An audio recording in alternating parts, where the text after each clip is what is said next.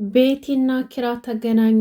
ኪራ ቤቲን ወደ ቤት ሊመልሳት ወስኗል። ይገርማል። ሁሌም ጽናትን ማስለቀስ ልማዱ ሆኗል። ሁሌም እሱ እየደበቃት ጽናትን እየጎዳት ይገኛል። እንግዲህ ኪራ ቤቲን ወደ ቤት ሊመልሳት ወስኗል። እናቷ እግሩ ላይ ወድቃ እባክህ ልጄን አድንልኝ ብላ ስለለመነችው ኪራ ቤቲን ወደ ቤት ሊመልሳት ወስኗል። ይህ ውሳኔው ግን ትዳሩን እንደማያፈርሰው ምን እርግጠኛ ያደረገው?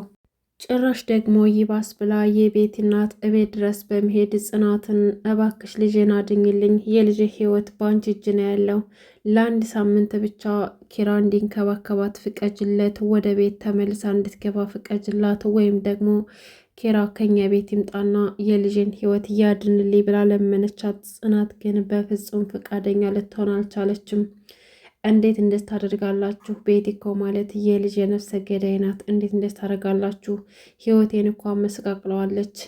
ምንድን እያሰባችሁ ነው ያላችሁት? ይቅርታ ማዘን ልጆት እኮ በእኔ ላይ ያደረገችው ነገር በጣም ከባድ ነው። በፍጹም እሷን ሁለተኛ አይኗን ማየት አልፈልግም። ጨካኝ ነሽ በሉኝ እንጂ ቤቲ የእጇን ያገኘችው በልጄ ላይ በእኔ ላይ ያደረገችው ነገር ነው ፈጣሪ እየከፈላት። ስለዚህ በምንም ተአምር ኪራ ወደ እሷም መሄድ ቀርቶ እሷም ወደዚህ ቤት አትመለስም ብላ አስረግጣ ነገረቻት። ሰላም ሰላም፣ ውድና የተከበራችሁ ቤተሰቦች እንዴት ናችሁ? ለዚህ ቻናል አዲስ ከሆናችሁ ሰብስክራይብ በማድረግ ቤተሰቡ ነው። እንዲሁም ነባር ቤተሰቦች እንኳን ደህና መጣችሁ። ዛሬ እንግዲህ ጽናት ድራማ ቀጣይ ክፍልን ይዘን መጥተናል። በባለፈው እንግዲህ የቤቲ እናት ከኪራ ጋር ካፌ ተቀጣጥረው እና የቤቲ እናት እንደሆነች እና የቤትን ሕይወት ማትረፍ እንዳለበት እና በእሷ ምክንያት ቤቲ እንዳበደች እንዲሁም ደግሞ አሁን ላይ ደግሞ መድኃኒት ክትትል ስለጀመረች ያ መድኃኒቱ 1 ሳምንት ይፈጃልና ግዴታ ከእሷ ጋር መቆየት እንዳለበት ነግራው ነበረ። ላስብበት ብሎ የተለያዩት ዛሬም ደግሞ በድጋሚ አግኝታው ነበረ። ምንም አፍጣ ልትሰጠው አልቻለችም። ምክንያቱም ቶሎ በል እያሉ ያካልቡት ይዘዋል። በስተ መጨረሻም እንግዲህ ኪራ አሁንም በድጋሚ ማሰብ እንዳለበትና ለሱ ሁሉም ነገር ከባድ እንደሆነ ባለ ትዳር እንደሆነ ነገራት። እሷ ግን ስለምን ትዳር ነው የምታወራው? እስኪ ለመሆኑ ሚስትህን አስታውቀኝ፣ የልጄን ሕይወት የበጠበጠችውና በእሷ ምክንያት ልጅ ያበደችውን ሴትዮ እስኪ ልያት አለች። እሱም ደግሞ በትዳሩ መቼም ቢሆን እንደማይደራደርና ልጇ የእጇን እንዳገኘች በጭካኔዋ አረመኔ ጨካኝ እንደሆነችና ብዙ ነገር እንዳደረገችበት ነገራት። እንግዲህ የቤቲ እናት መቼም እናት ያው እናት ናት። ምንም እንኳ መጥፎ ልጅ ቢኖራትም ልጇን ያው ልጅ ነው። የቤቲ እናት እንግዲህ ኪራ እግር ላይ ወድቃ እባክን ኪራ ልጄን አትርፍልኝ፣ የልጅ ሕይወት በአንተ እጅ ነው፣ እባክህ ዝም አትበል፣ አትቸክንብኝ። ምንም እኮ ለደቂቃ እኮ ልትረጋጋ አልቻለችም። በየደቂቃው ኪራ ነው የምትለው። ቢያንስ ይሄን 1 ሳምንት ብቻ ነው ማስቸገረ ብላ ትለምነዋለች። ኪራም ደግሞ ኧረ እባክሽ እርስዎ ሴትዮ ተነሱ፣ የሚሰውስ ምን ይላል እባክዎትን ይነሱ ብሎ የቤቲን እናት ከወደቀችበት ያነሳታል እና እንዲሁም ደግሞ የሚያስብበት ጊዜ እንዲሰጠው ነገራት። ከዛም በኋላ ወደ ቤቱ ተመለሰ። ኪራ በጣም ጭንቀት ውስጥ ገብቷል። ምን ይፈጠራል? ጽናት ብሰማ፣ ከሰማችስ በኋላ ውሳኔዋ ምን ይሆናል? አሁንም ደግሞ በድጋሜ ልቧን ልሰብራት ነው ወይ ብሎ አብዝቶ እየተጨነቀ ነው። ይሄ ደግሞ ምንም ጥርጥር የለውም በየጊዜው ነገሮችን እየሸፋፈነ እየደባበቀ በሴት ምክንያት እየቀረበ እንግዲህ የጽናትን ልብ እየሰበራትና ጽናት በተደጋጋሚ በኪራ ላይ እምነቷን እያጣች ትገኛለች። ነገር ግን አሁንም ደግሞ ምንም እንኳን ወዶና ፈልጎ ባይሆነውም ይህ ቤቲ እናት ኪራን እያጨናነቀችውና እየረበሸችው ትገኛለች። በስተመጨረሻም ቤቲና ኪራ መንገድ ላይ ተገናኙ። ቤቲ እንግዲህ ከሆስፒታል መሄድ እንደማትፈልግና የአምቡላንሶች ድምፅ እየረበሻት እንደሆነ እናቷ ላይ እያለቀሰች እያወራቻት ነበረ።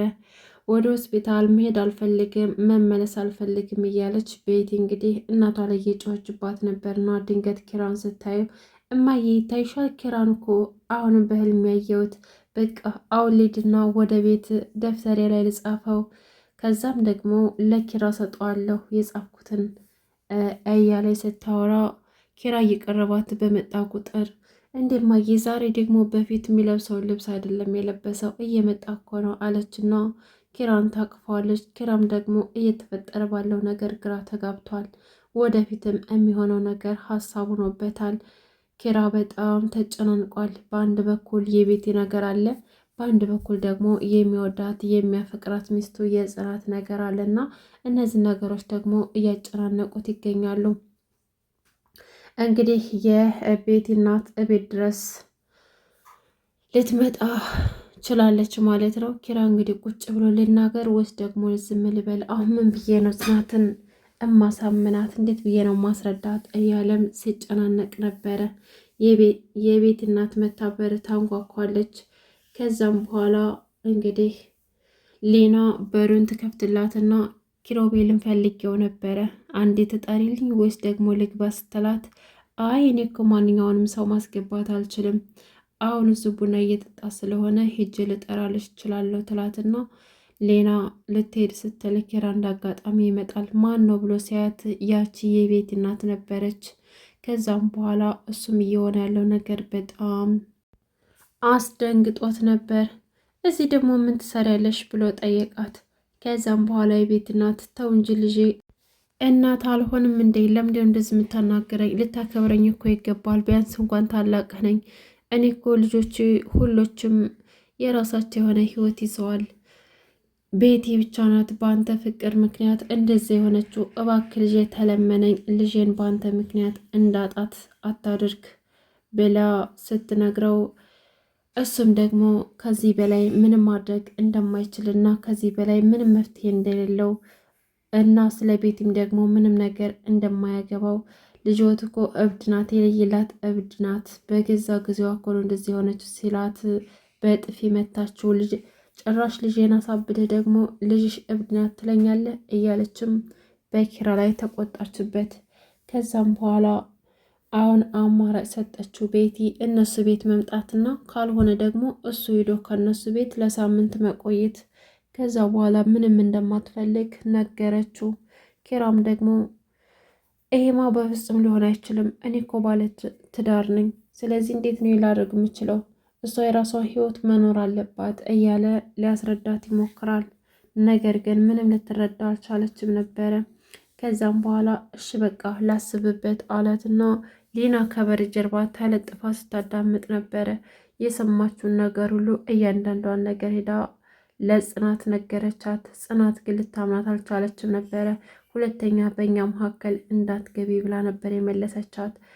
ሌናም ደግሞ ጽናት በመለሰችላት መልስ በጣም ተናዳለች። እስኪ አሁን ምን አደረኩኝ? እውነታውን ስለነገርኳት ነው እንደዚህ የምትናገረኝ ብላ ተናዳለች። ጽናትም ደግሞ ሌና በእሷና በኪራ መካከል እንድትገባ ስላልፈለገች ነበር እንደዛ ያለችው። ሌናም ደግሞ እውነት ስላላት ልትነግራት ሞክራለች።